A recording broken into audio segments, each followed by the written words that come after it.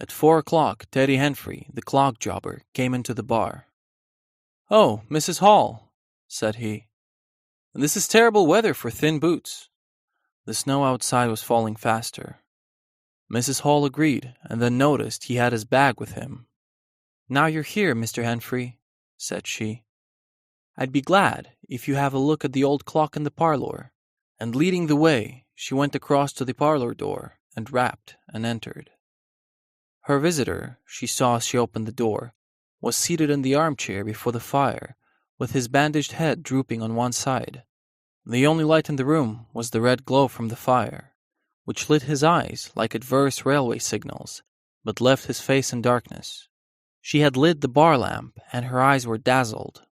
But for a second it seemed to her that the man she looked at had an enormous mouth wide open, a vast and incredible mouth. It was the sensation of a moment, the white-bound head, the monstrous eyes, and this huge mouth below it. Then he started up in his chair. She opened the door wide so that the room was lighter, and she saw him more clearly. The shadows, she thought, had tricked her. "Would you mind, sir? This man is going to look at the clock," she said, recovering from the momentary shock. "Look at the clock," he said, staring round in a drowsy manner, and then getting more fully awake. "Certainly." Mrs. Hall went away to get a lamp, and he rose and stretched himself. Then Mr. Teddy Henfrey, entering, was confronted by this bandaged person. "Good afternoon," said the stranger, regarding him, as Mr. Henfrey says, like a lobster. "I hope," said Mr. Henfrey, "I won't disturb you." "Not at all," said the stranger. "Though I understand," he said, turning to Mrs. Hall, "that this room is really to be mine, for my own private use." "I thought, sir," said Mrs. Hall, "you'd prefer the clock." "Certainly," said the stranger. "Certainly. But as a rule, I like to be alone and undisturbed." "But I'm really glad to have the clock," he said, seeing a certain hesitation in Mr. Henfrey's manner. "Very glad." Mr. Henfrey had intended to apologize and withdraw, but this anticipation reassured him. The stranger turned round with his back to the fireplace and put his hands behind his back. Mrs. Hall was about to leave the room when her visitor asked her if she had made any arrangements about his boxes at Bramblehurst. She told him she had mentioned the matter to the postman and that the carrier could bring them tomorrow. "You are certain that is the earliest," he said. She was certain. "I should explain," he added, "what I was really too cold and fatigued to do it before, that I am an experimental investigator." "Indeed, sir," said Mrs. Hall. "And my baggage contains apparatus and appliances." "Very useful things indeed they are, sir," said Mrs. Hall. "And I am very anxious to get on with my inquiries." "Of course, sir." "My reason for coming to Iping," he proceeded, "was a desire for solitude. I do not wish to be disturbed in my work. In addition to my work, an accident—" "I thought so," said Mrs. Hall to herself, "necessitates a retirement. My eyes are sometimes so weak and painful that I have to shut myself up in the dark for hours, lock myself up, sometimes. Not at present, certainly.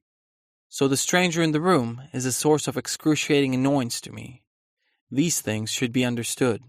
"Certainly, sir," said Mrs. Hall. "And may I ask—" "I think that is all," said the stranger. After Mrs. Hall had left the room, he remained standing in front of the fire, glaring at the clock mending. Mr. Henfrey wanted to delay his departure and perhaps fall into conversation with the stranger. But the stranger stood perfectly silent and still. So still it got on Henfrey's nerves. He felt alone in the room and looked up, and there, grey and dim, was the bandaged head. It was so uncanny to Henfrey that for a minute they remained staring blankly at one another. One must say something.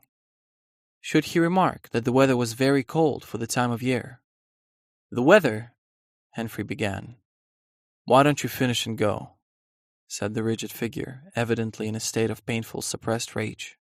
"All you've got to do is to fix the clock." "Certainly, sir. 1 minute more." and Mr. Henfrey finished and went. But he went feeling excessively annoyed. "Damn it," said Mr. Henfrey to himself, going through the thawing snow. "Seems like the police is wanting him." At the corner he saw Hall, who had recently married the stranger's hostess at the Coach and Horses. "How do you do, Teddy?" he said, passing. "You got a strange man at home," said Teddy. "What's that?" Hall asked. "Strange-looking customer stopping at the Coach and Horses," said Teddy, and he gave Hall a vivid description of his grotesque guest. "I'd like to see a man's face if I had him stopping in my place," said Henfrey. "But women are very trustful.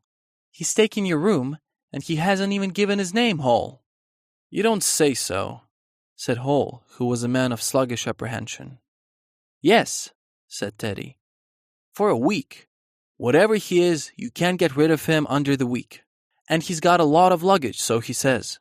Let's hope it won't be stones and boxes, Hall." Henfrey left Hall vaguely suspicious. "I suppose I must see about this," said Hall. Instead of seeing about it, however, Hall, on his return, was severely scorned by his wife, and his mild inquiries were answered snappishly. "You women don't know everything," said Mr. Hall, resolved to ascertain more about the personality of his guest at the earliest possible opportunity. And after the stranger had gone to bed, which he did about 9:30, Mr. Hall went very aggressively into the parlor and looked very hard at his wife's furniture, just to show that the stranger wasn't master there. Then he instructed Mrs. Hall to look very closely at the stranger's luggage when it came next day. "Mind your own business, Hall," said Mrs. Hall, "and I'll mind mine." She subdued her terrors and went to sleep.